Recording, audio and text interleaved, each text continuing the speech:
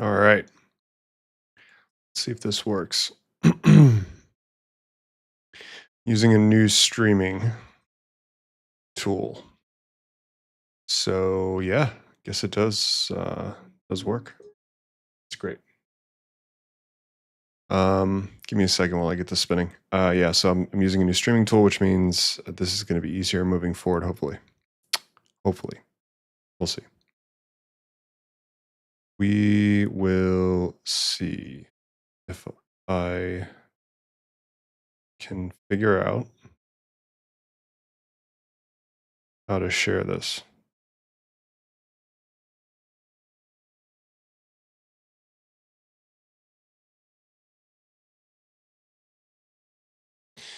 Um, you can kind of see I made some changes here while we wait for this to load.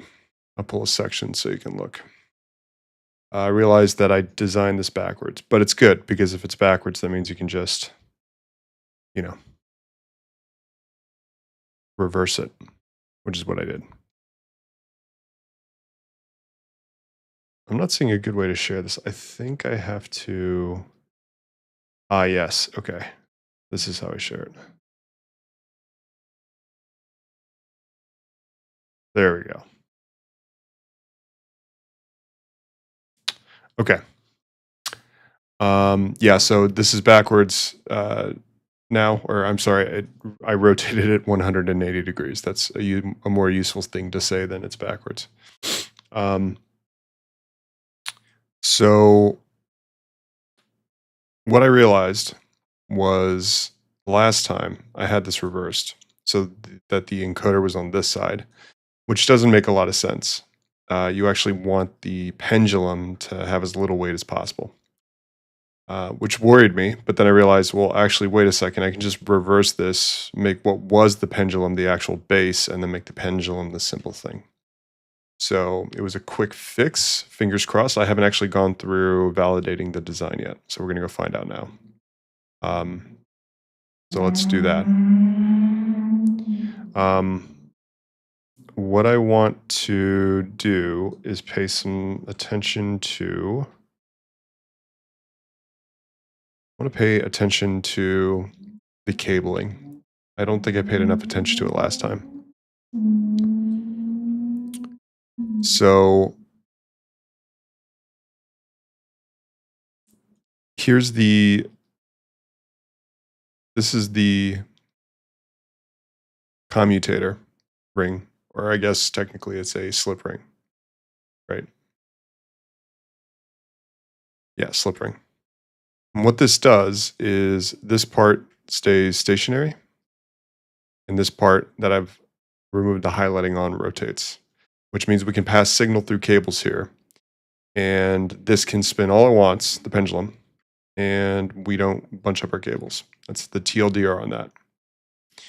And so this is the last thing we have to attach. So let's do a quick sanity check on this. So the inner ring spins. This nut retains the inner ring. The encoder is mounted to the nut. And the magnet is fixed. So I was thinking it might be best to highlight what spins and doesn't spin. I don't know if there's a quick way to do this, but I'll give it a shot. That way it's pretty easy. Hopefully it's easier to understand, okay, this is what is or isn't going to move.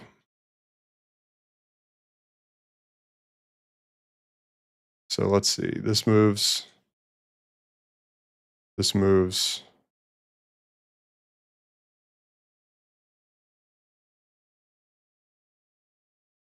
The encoder moves. I'm sorry. Yes, the encoder moves wherever I hit it. There's a bug that I have to report. But this doesn't move. Okay. So everything in blue moves. So you can see where this slip ring matters now, because this has to pass signal to, this has to pass wiring to the slip ring over here, which we haven't mounted yet, but we're about to. what I want to do is just kind of step through this axis of rotation right now. For now, I'm going to leave the slip ring kind of floating in space, and we'll get to that in a second. So let's talk about this encoder. It would actually make more sense to flip this encoder because the cabling comes out of the PCB here, and this magnet's free to rotate. That's kind of why I selected a magnetic encoder in the first place, was that you didn't have to pass signal to both sides.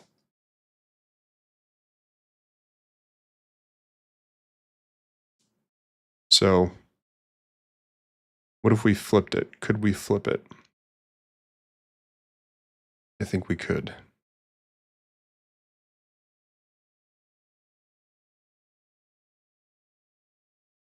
Yes, I think we could. What does that bias? Why would we do that? Um, sorry, in addition to switching into new streaming software, I'm also trying to fix my mic so you don't hear my dog barking. Uh, Super cool cars drive by. So if the noises are off, just let me know. If the sound's off, just let me know.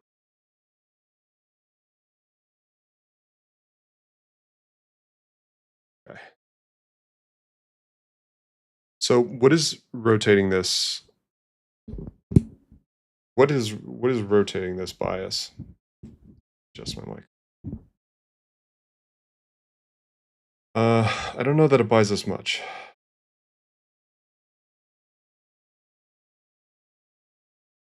We could do that. I mean, it does buy us a little bit bigger bore here, but only by a millimeter passing signal through, which I don't think is super critical.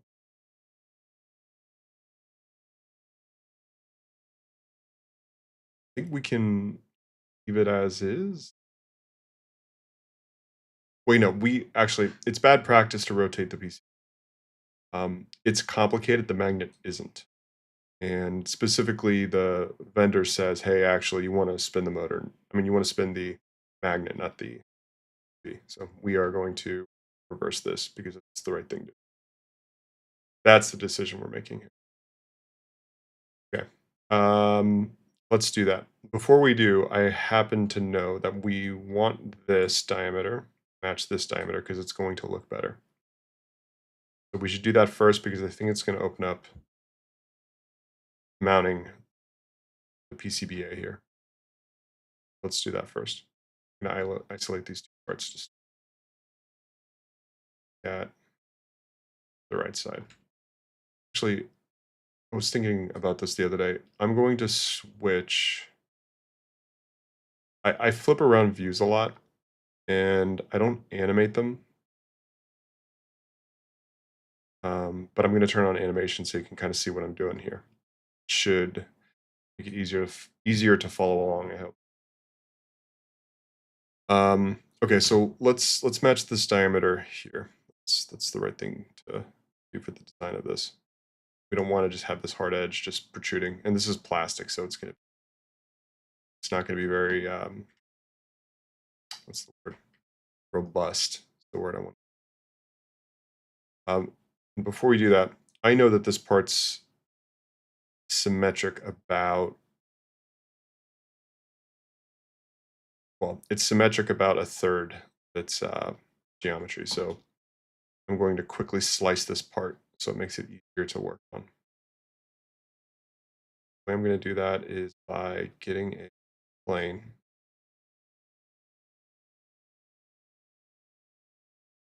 So, yep, that should be at the move it. Why?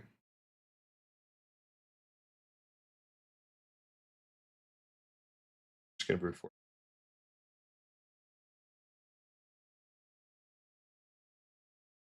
What I'm doing here is I'm just pulling out a third of this part. Model against that third and pattern it later. Relatively. Should be 120, I believe. Yep. Should be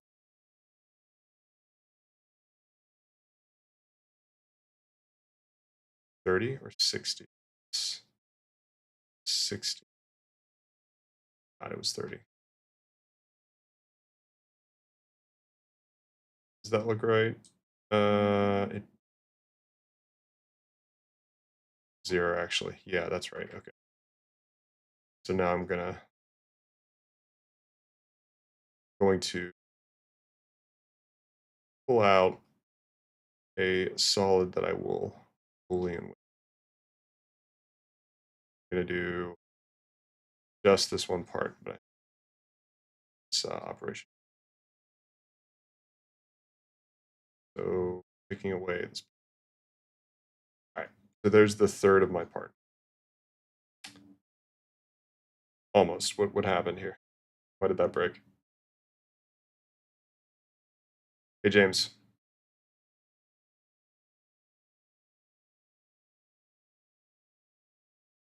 why did that break?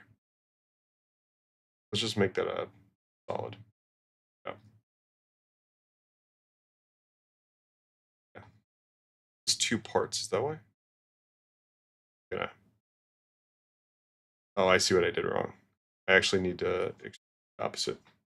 Uh, not what I'm intersecting with. I'm going to subtract.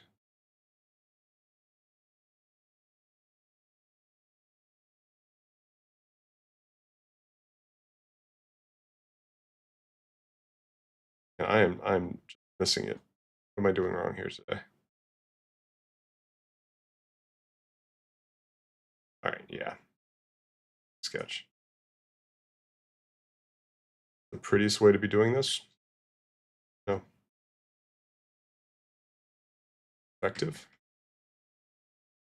Probably.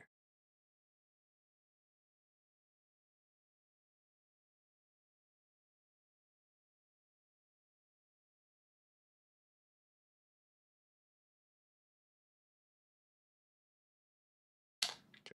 Yeah. We're gonna write history here to speed this up a bit. All right, so this is what I was getting at. This is what I want because I'm going to pattern this around 3 times. So this is the minimum symmetric solid, essentially, to get that. Before I keep going, I'm gonna wipe history here just to speed. Okay, so what I'm doing is I'm saying, hey, what is the minimum geometry for this part that I can boolean? So now I've got that, and I'm gonna isolate the part I want to match diameter of. Now, draw this. Yep.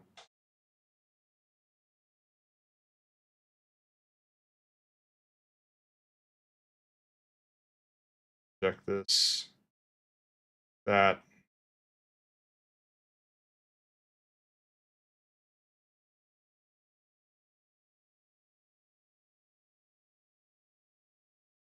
Okay, and I'm gonna just pull some tangents here.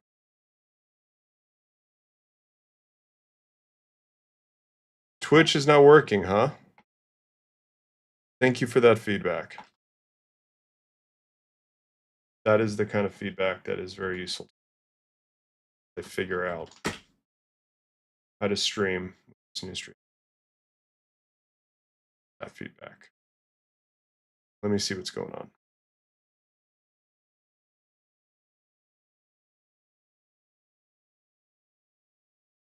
My OBS is saying it's working.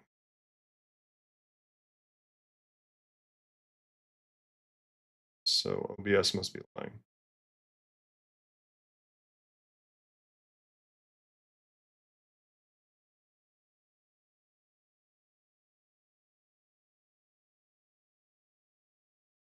Same treatment over here.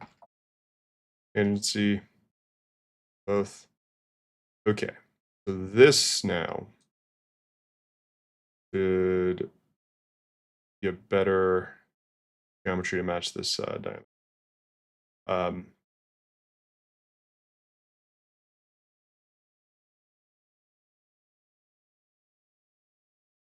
Which isn't loading. Let's see. Yeah, I'm getting an error too. Weird. I guess there's no Twitch stream today. They're turning it on and off.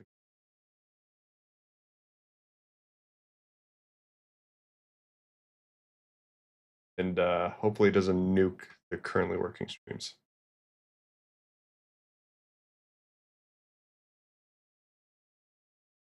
Watch it nuke these streams. That'd be great.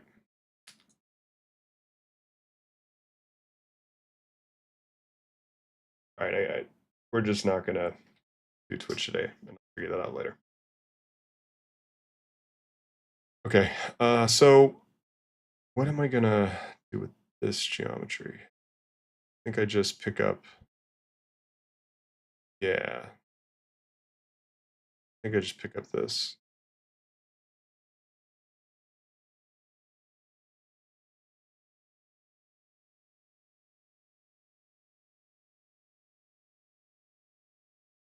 Then I shoot that out.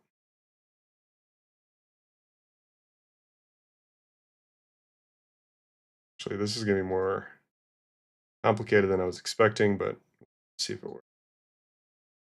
I really am doing this pretty silly way. Way too much direct modeling here. Does that work? Okay, that does work. I'm using the replace face tool.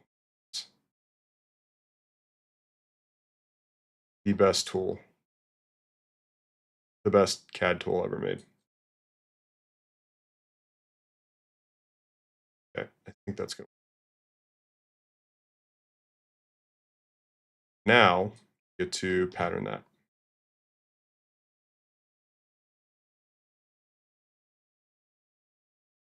Our corrected part. Now, when we match that up to the slip ring, we should not see that slip ring protruding through. So I'll just do it real quick to show.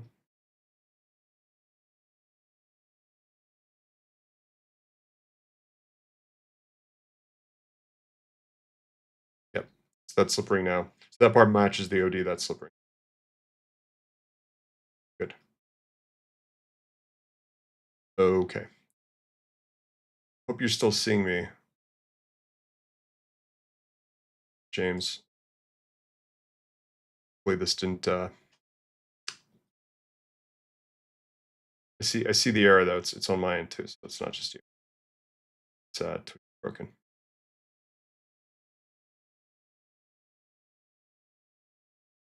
Okay. So let's get this mated now. What happens is this actually spins, so we can put that anywhere now. We have to mount. This face is what doesn't spin. This is the stationary. This is the rotation portion of the assembly. All right, thanks, James. So we're gonna mount this here, but before we do that, we now want to go back to that encoder and flip the encoder. That here. Going to remount this back here. Going to fix that geometry. First things first. This isn't great because I think this might interfere with here, but I'll get to that in a second. Second thing is we're gonna have to adjust this OD. This bore 774. That's I think 9. We can open that up now. All that a little bit less than 9, so that's mine 1 minus the profile tolerance for the CNC operation.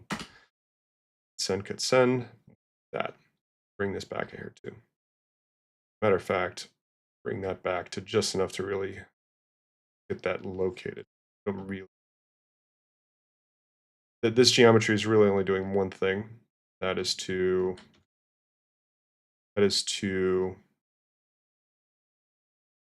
locate radially, right? Radially, this PCBA.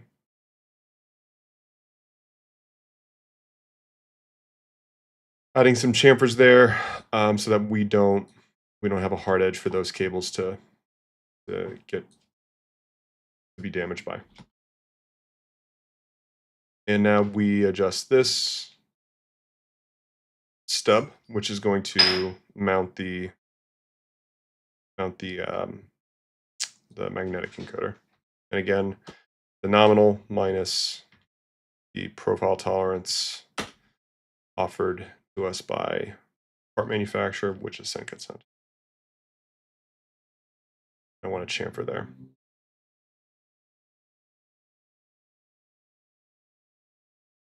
Okay, pulling a section again. We need a little bit more meat here. So this is the set screw detail that needs to fully engage with the surface of this stub. We're going to move this out to enable that. Some nominal distance of say 3.5. Generally speaking, I'm against using set screws for locating shafts. It's pretty much always a bad idea. Yeah, it's my strongly held opinion that I think a lot of people disagree with me on, but the fact is it's true. I'll do it. So now we're going to need to pass cable through this encoder, I believe. And now that I say that out loud, I realize that magnetic encoder might be a mistake here because we're going to be passing changing signal, changing amperage or voltage through the center of this magnetic encoder, which fluctuate a magnetic field and potentially throw the encoder off. But let's find out. Let's find out if that is actually a problem. Yeah, that might be a problem. Wait, do we actually? Yeah. So the cables are actually going to run through the slip ring, through this board, through this board, through this board, right? What do they stay fixed to?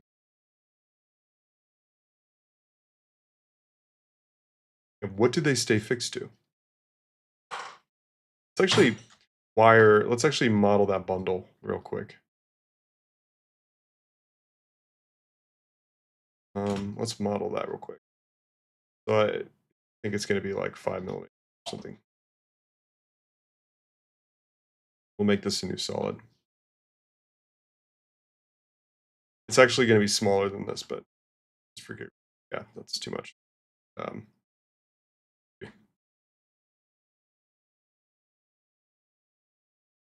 so the blue hatched area here is the cable.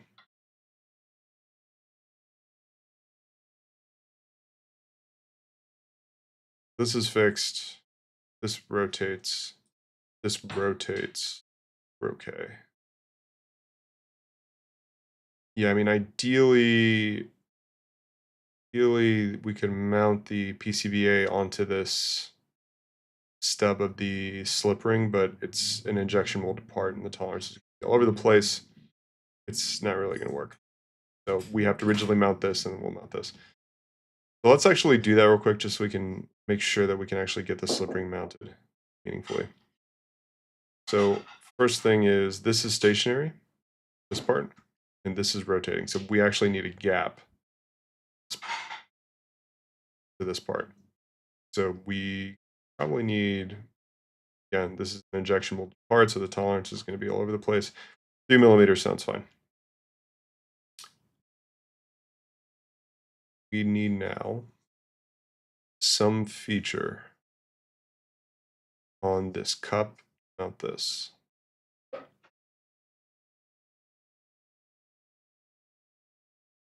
Really, I mean, it's going to be as simple, I think, as shooting it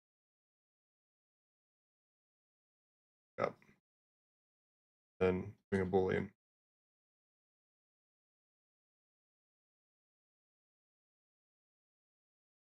Yeah, and then we'll add. Let's see, these are going to be 3.5 millimeter screw holes, so probably 3 millimeter. M3 tap size. It's 2.5. Really bookmark this. I use it all the time. M3 by 0.5 is 2.5. Yeah. So I'm going to offset this 0.5. Should become should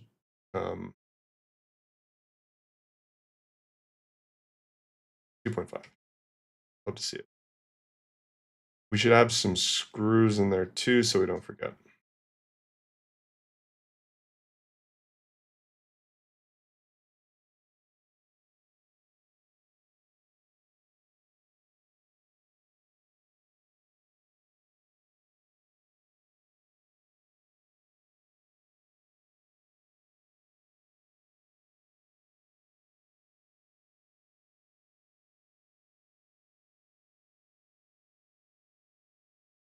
Pattern them around.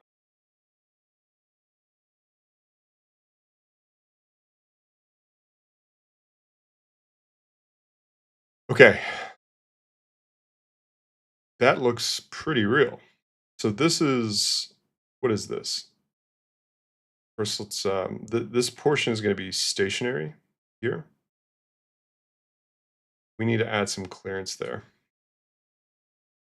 Very distance, we'll just call it 15. Give them a radius to make it simple enough to machine. Um, so this rotates, this is fixed. This part starting to look a little complicated, but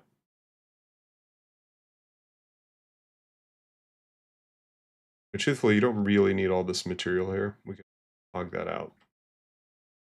We should probably do that. The cost effective.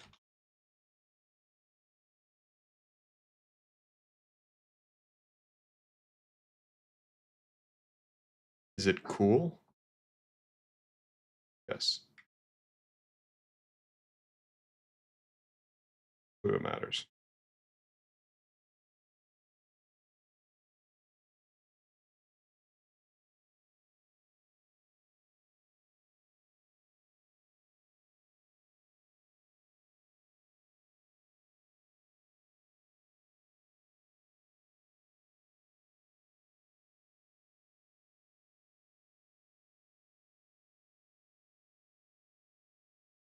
Okay.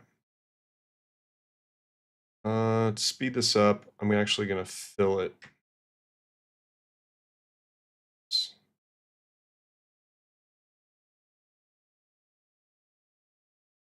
Actually, I don't know if that's going to speed up the modeling, but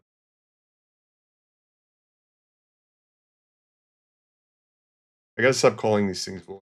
People don't know what I mean by Boolean. I say Boolean, I mean a Boolean object. I really should.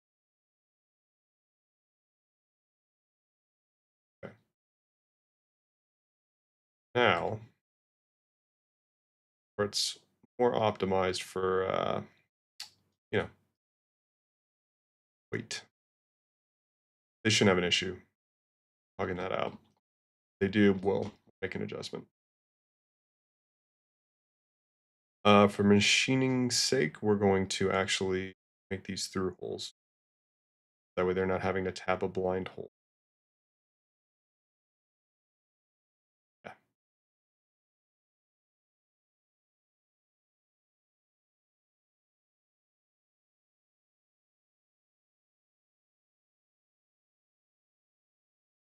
Okay. All right. So we now have to mount these guys. So actually, that lightning might have been a feature, not a bug. We want to be able to get to the screws. We want to be able to mount these screws. Go here. Looks like I might have missed them. They're actually hanging out in space somewhere that I deleted them, but I don't think it. Where would they be? These screws. Yeah, these are the screws that mount that piece. Go back in time and find that operation. This is that operation. All right. One thing Shaper 3D does that I absolutely love that other CAD packages don't. See this history? How complicated it is? I mean, this is true for most complicated parts. Um, you select something in the window, it highlights, it narrows down only what is relevant to that in the history. It excludes everything that that doesn't affect this body. Amazing. So it just saved me all that time to go, oh, yes, this is that movement operation. And I can quickly just pop in here, adjust that clutch. It's the best. You should see that propagate through the rest of the model. And it doesn't. Why not? What did I do? Definitely me problem. Yeah, I missed something else over here. The translate. See if I can get that translate. This.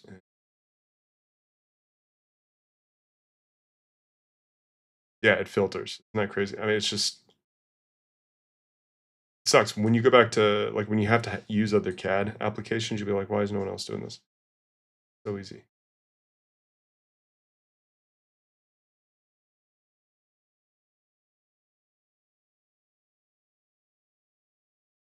Okay, starting to look like a real thing.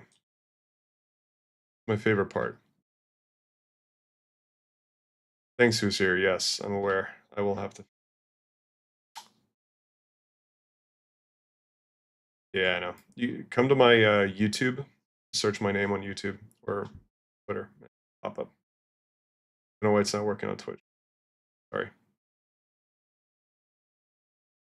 This bearing should adjust to match this now, actually.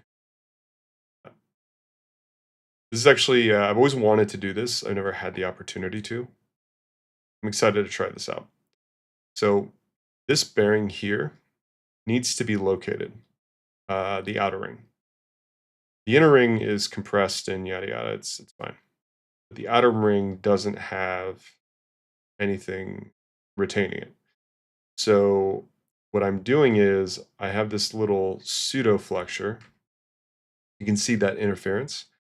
The idea is that that will actually bend up. This tab is actually going to bend up, retain that with a fixed amount of preload.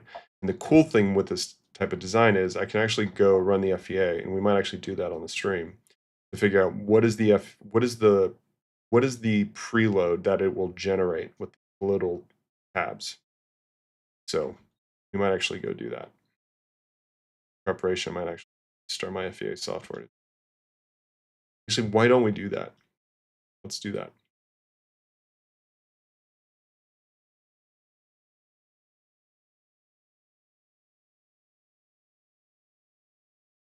Okay. While that loads, this looks like it's working now. We just have to add a tapped screw detail for the CBA.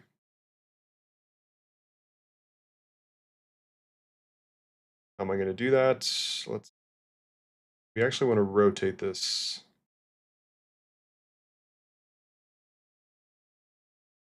This isn't ideal.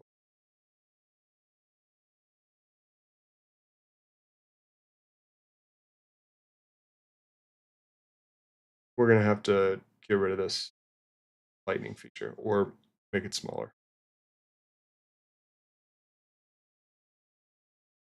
Yeah. Make it. All right, we're going to have to select all of those operations. The reason for that is because those taps for now, this PCBA, we're going to cause an issue with that. We can quickly go back in, um, relighten that part. This taking into account. Where will the wires for the encoder pass? Good question. So the encoder, this one is stationary. So I'm probably going to just have the cables route out of here, just out of the top. Actually, the bottom. Actually, thank you for asking that question because the polarity about the rotation axis of the exit of the cables is dependent on the mounting hole. So I should rotate the PCB and the screws, get this in line with the intended sort of um, exit point. So let's do that. Cool. So these screws actually, let me find that encoder. I might actually put the hardware into the encoder so I can quickly select it. Yeah.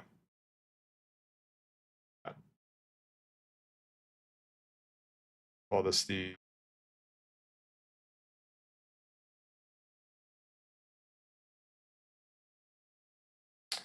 yeah.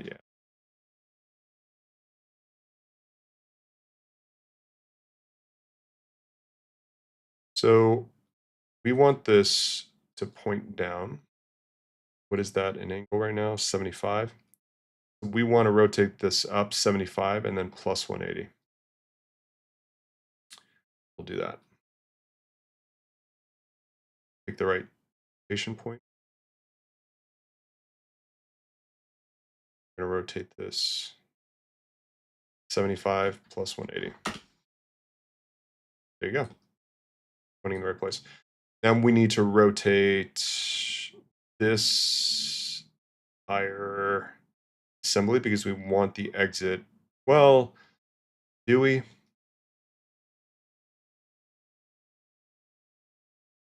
This cup right now, this is kind of in the way, but that really,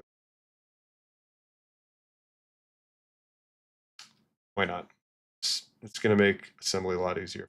Rotate this. That.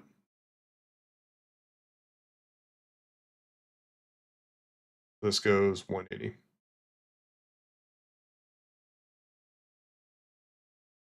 And then these apps also rotate.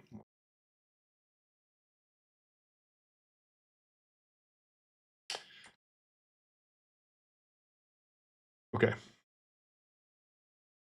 So now the encoder cable routes down through here. And then we'll just attach that somehow to this. And we'll bundle that into one bundle and pull it through. Good call. Catch. So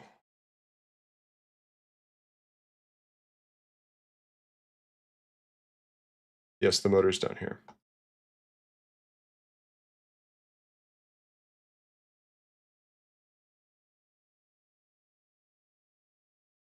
All right, so let's see if this works. I have some DFM feedback, send cut send, that I want to incorporate. But I first want to make sure that this is actually working after the last design session. Or keep going.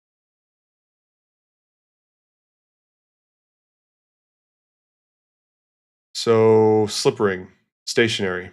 This rotates. This rotates. This rotates.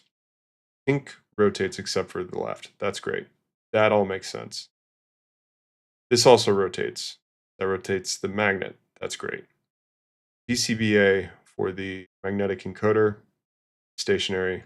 This cup, stationary. You got a ring of the bearing is stationary and this block is stationary. So this all works, I believe. So before we get into DFM, I want to run some FEA in the background while we get into DFM. So I'm going to start and get that cooking. So I'm going to export this part.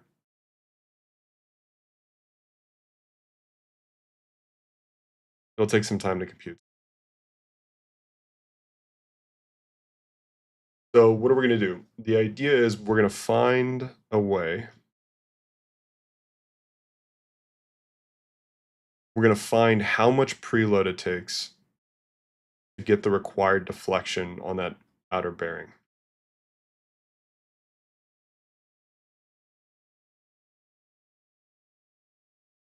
Let me isolate just the bearing block. Wait, what I'm up.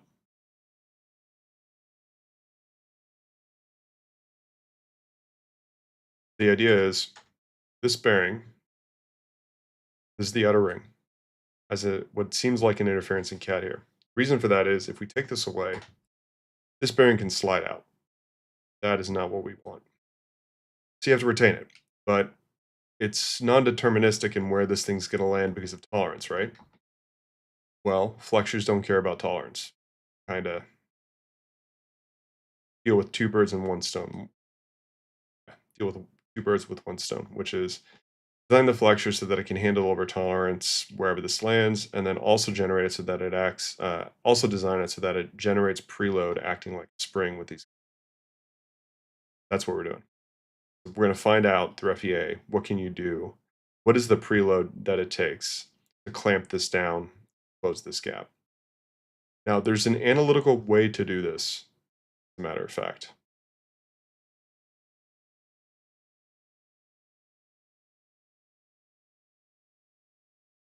So if you go to my, no, it's not pTumbler. It's go to my tiny frame repo. You go to analysis. I actually have an example. Go to, I think it's prototyping calcs.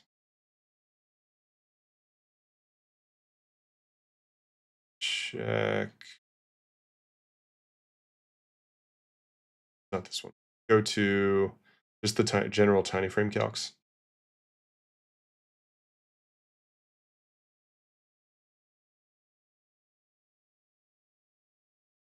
And I actually did this analysis. So this actually walks through the analysis of a cantilever beam, in this case for a flexure, and it tells you the required length of the flexure for a given preload. So you can actually input, all right, I want 50 pounds of preload, and it'll spit out what the thickness and the width has to be.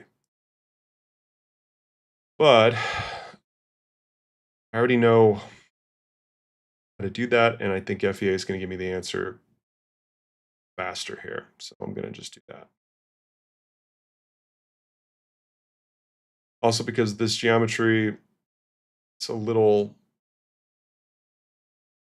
yeah, it's little, it might, well, it might get a little too complex because I was thinking I would actually hourglass this feature here, or this geometry, to get to the required stress that I need.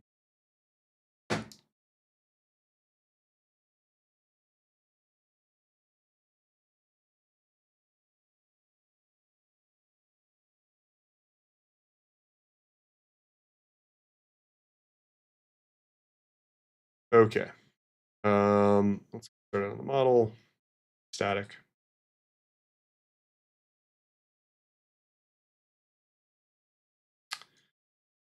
This is going to be, I think it's aluminum. It could be stainless. I think I chose aluminum. Should probably be stainless. I'm there right now. So aluminum would be cheaper for this, I believe. Solid.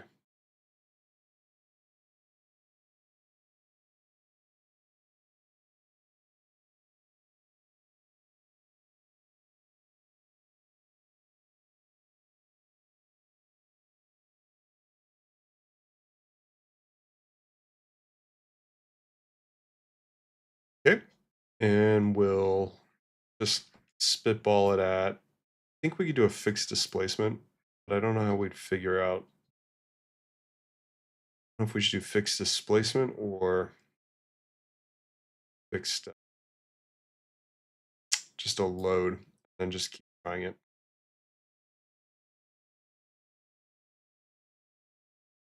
I don't know. In other analysis software, you can actually get, hey, what's the required? Like, here's the displacement. What's the load to get that? But I don't know, max. We'll just kind of iteratively.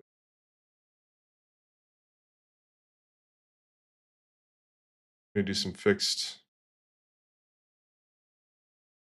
screw holes, obviously.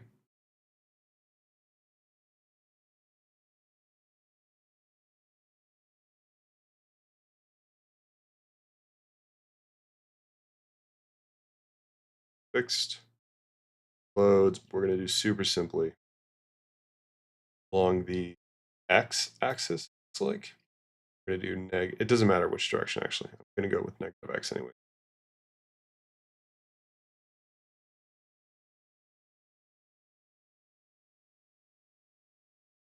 See if I can surface close enough.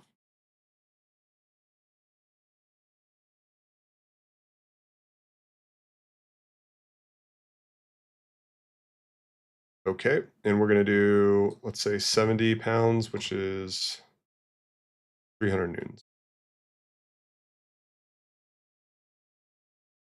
Set negative. That is the wrong direction. Direction is y.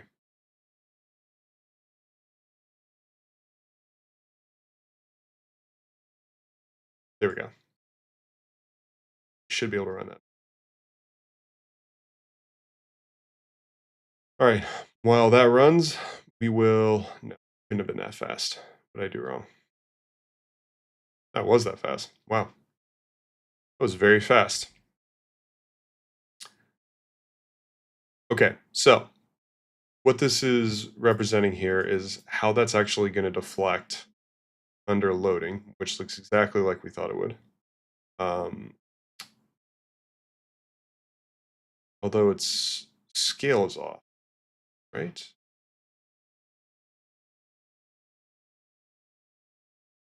Saying it's deflecting more than 2 inches. That's not. Is it really that weak? It's 300 newtons. Did I? So what did I do wrong here? What did I do wrong?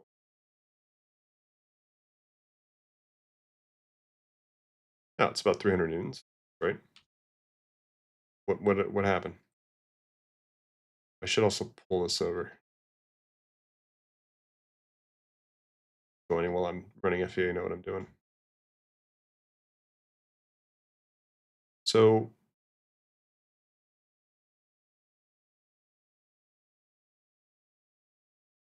why is that so high?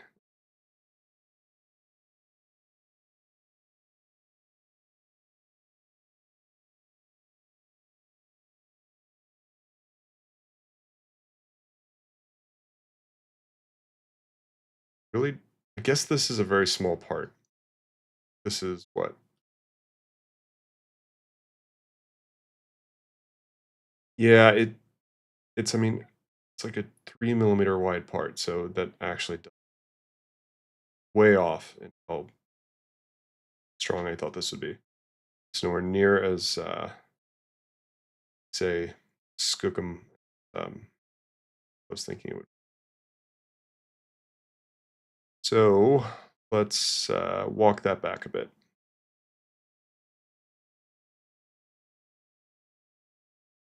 Could increase thickness, but I kind of designed the thickness because I know 1.6 millimeter is readily available. Thickness also increases resistance to bending deflection by an order of a factor cubed, I believe. So it's harder to dial without it going all over the place. Kind of made up, but kind of makes sense. Kind of made up, but kind of makes sense.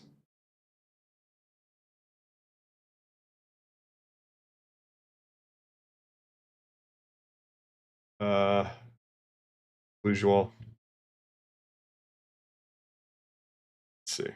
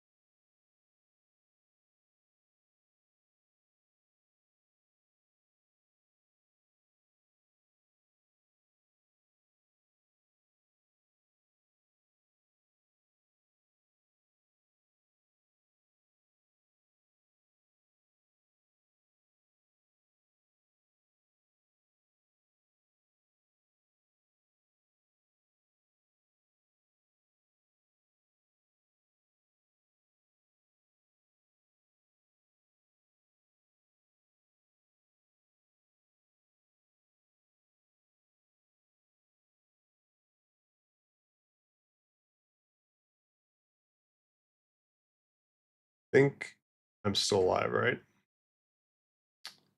All right. Well, okay. Hope I am.